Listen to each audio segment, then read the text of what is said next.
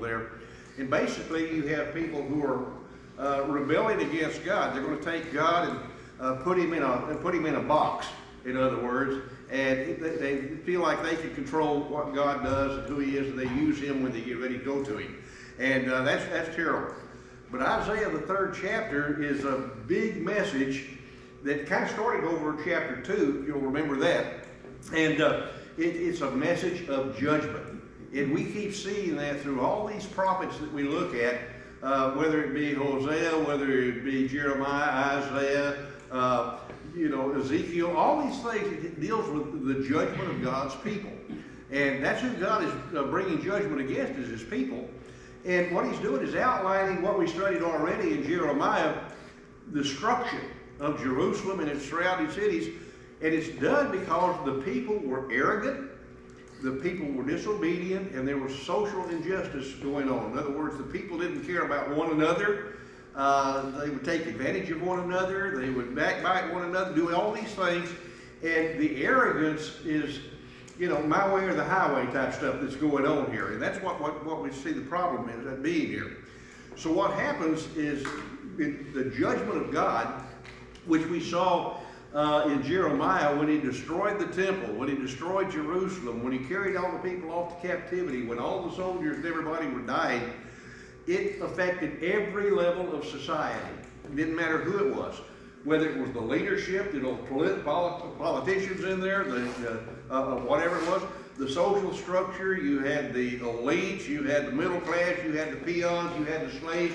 It affected everybody, and it affected the personal lives of everybody. Father-son relationships, mother-daughter relationships, everything in the family was going to pot.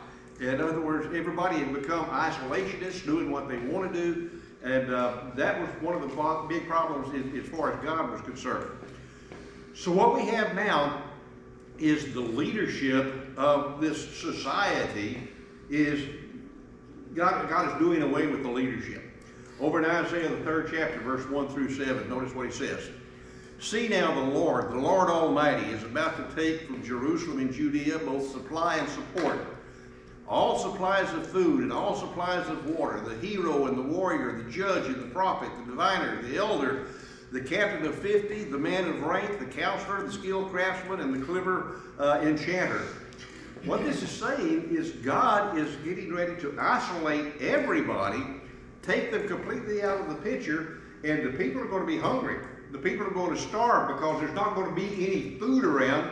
And if you'll remember the siege of Jerusalem, that's exactly what was going on when we studied in Jeremiah. Nebuchadnezzar was out there with his people for a couple of years, and no food sources were getting in, nothing could get out. And so this is what he's talking about here. God says he is going to do away with all of this. Now, this is going to happen in the future. God's giving people time to repent. But this is what's taking place here. So if you want to look at the teaching point of those things that we just read, it signifies God's judgment over and his complete control over the nation's well-being. They can do nothing outside of God being involved in it. They think they can. They're acting like they can. But God is in control of all of it. And so one of the things we see is that when society turns away from God, even the little things that try to hold things together, the leadership, sustenance, all that can be removed. It can happen. Now, as we get into this, a couple of things I want you to remember. There's a tendency, and I have the same tendency, to apply this to modern day United States, okay? We look at our politicians and we say, goodness gracious, what have we got? You know, we look at here, what, 6 days, something like that, sometime here in November, next week, whenever it is, going to be the election. And we're looking at 2 choices up there, and for what it's worth, we've got 2 choices, you know, but and they're the ones that God has allowed to get there for some reason or another. We look at our food. I went to Walmart here a couple of weeks ago, bought 2 pounds of hamburger meat, 80-20, and as I'm walking down the meat aisle, I noticed that ribeye steaks, 2 ribeye steaks were the same price as 2 pounds of hamburger meat. You know, it's getting tough. And those of you on fixed income know exactly what I'm talking about. You go to Walmart now and you buy groceries. I think I got 4 items the other day for $70-something. You know, and it's ridiculous. It's getting to where, you know, we're going to be eating a lot of beans until the beans run out, you know. And there's hunger. There are people around, might be people in this congregation that's going hungry. But we have to understand that we're not talking about American society. That's not what God is talking about. God is not talking about the United States. Now, can it be applied to the United States? Sure, just like it was applied to Moab, just like it was applied to Edom, just like it was applied to Ammon and all those places. God was in control of all of it. God is in control of what's going on in the United States right now. Is he bringing judgment upon the United States? I think so, for all the stuff that's going on here, right? I mean, just think about that. However, he's talking about his covenant people. He's not talking about the United States. He's talking about the people who in a covenant relationship with him. These are the people who have turned their back upon God, who are arrogant, who are not following his way, who treat him like a God in a box. And that's what we need to get out of this thing. And remember, he's not talking about Washington, D.C. He's talking about 667 Charles Street. Understand? So we need to keep that in mind as we go through Isaiah. Application, if God's society turns away from him, the basic structure that holds everything together, whether it's the leadership, the sustenance, what's on the money board, whatever, that can be removed. God will do that, and we need to be very careful. So the question is, where do we as covenant children place our trust? I would hope that we place our trust in God and not ourselves. Okay? That's what we need to be directed toward. God is in control of everything. And we can either follow him or we can follow our own ways. Place our trust in God because he's got this. That's the message that we need to get from this. However, in verses 4 and 5, we see there's leadership in it, they're dummies, okay? This is what's going on here. God says this. Walter asked me about this the other day. I will make mere youths their officials. Children rule over them, okay? People will oppress each other, man against man, neighbor against neighbor. The young will rise up against the old, and nobody against the honored. Nobody against the honored. And what he's saying here is that with all the officials, those that have the knowledge, those that have the experience and everything else, God's going to get away with them, and he's going to allow those that are inexperienced to come in and try to dictate how things are going. People are going to be at each other's throats, and it's going to be, man against man, neighbor against neighbor, young people against old people, things like that. The age is not going to be honored any longer. That's what God is saying is going to happen in the nation of Israel, all right? Poor leadership does what? Structural chaos. If you do not have leaders, people are going to do their own thing. And people are going to start oppressing each other, start talking about each other, breaking things down, the social order falls apart. This is what happens when God is bringing judgment against his covenant people. That's happening right now. Huh? That's happening right now we're talking about. Oh, yeah. And when you look at this, you see that his covenant people in Israel, they were compromising everything with the world. He's talking about, I'm going to make utter chaos come about. And so when we look at our society today, well, we've got transgendered over here teaching, reading books to children. That's dumb, all right? We've got people screaming about how the society has fallen apart. We've got riots all over the place. I'll guarantee you, when God brings judgment, we're going to see a lot of that happening. If the world is, if God's people are compromising with the world, and nobody's doing anything, but next thing you know, you have people screaming and hollering and everything else that are at each other's throats.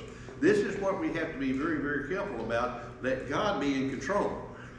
How do we do leadership in our society? Okay? Do we have leadership? And when I say leadership, I'm not talking about in the church here, you know, we talk about elders and deacons and things like that. I'm not talking about that. The leader is the one who is out in front. Over in Hebrews 13:7, it's a bad translation. Obey those that rule over you. That's a terrible translation because, and the reason it's terrible, we see everybody applying that to eldership, and that has nothing to do with it. The elder's not even mentioned in that. The word there, obey, is actually follow, and the word have rule over is those who lead. Follow the good leaders. That's what the Hebrew writer is saying. And so you need to develop good leadership, people with a vision, people who go toward that vision, and we need to do that even in our own society, whether it's society of this congregation or the church as a whole. We need to have good people leading. Godly leadership is necessary. If everybody is doing their own thing, there's no stability in the church. And so we need to understand that Jesus is first. And we are to be following Jesus in all that we do, whether individually or collectively, follow what Jesus has dictated and told us to do. We need to pray for those leaders, you know, that are kind of leading the way, getting out in front. And ask God to fill the spirit of wisdom and integrity. Because I'll guarantee you there's a lot of people who want to do their own thing, and we can't do our own thing. And that's what was happening in Israel. We need to be careful of that. Now there is desperation for leadership in Israel. Over in Isaiah 3, verse 6 and 7, it says, a man will seize one of his brothers in his father's house and say, you have a cloak, you be our leader, take charge of this heap of ruins. Okay? In other words, just grab somebody who seems prominent. You do this, you know. You're wealthy. You have you take over the lead. And what happens is that day, the guy that says that, no, I have no remedy. I have no food. I have no clothing in my house. Do not make me a leader of the people. I don't want to do it. I don't want to do it. And that's the problem that we see over and over and over in the church. Everybody has ideas, but nobody wants to pick up on it. And you've heard me say from the pulpit before, if you set a goal and you don't reach it because your ladder's too short, get another ladder. All right? You have a goal, keep working until you find a way to accomplish that. You don't do that without people who are involved in trying to make things happen. In times of judgment, what you have is nobody wants to step up into leadership. Nobody wants to do it. Why? Because they're afraid. Because of all the turmoil that it causes and everything else. That's what's happening here in Jerusalem.